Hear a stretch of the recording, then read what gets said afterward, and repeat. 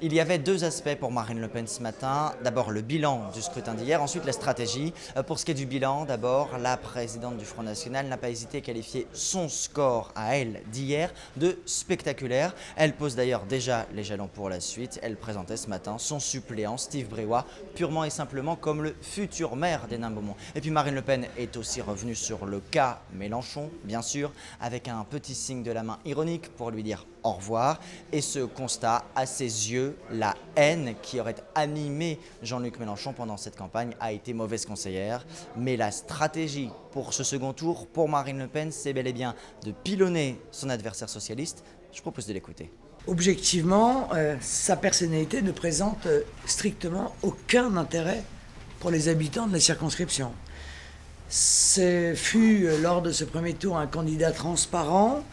Il sera un élu à la hauteur de sa personnalité, à savoir invisible, inodore, incolore et sans saveur.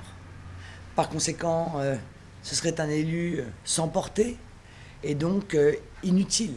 Cette conférence de presse ce matin se voulait purement locale, mais Marine Le Pen l'a d'ores et déjà dit, le Front National sera présent au second tour dimanche, partout où les électeurs l'ont décidé. En clair, aucun désistement prévu pour le moment. Il y a un bureau politique du Front National cet après-midi au siège du parti à Nanterre. Marine Le Pen tiendra une deuxième conférence de presse en fin d'après-midi pour évoquer cette fois-ci les éventuels accords ou désistements au cas par cas.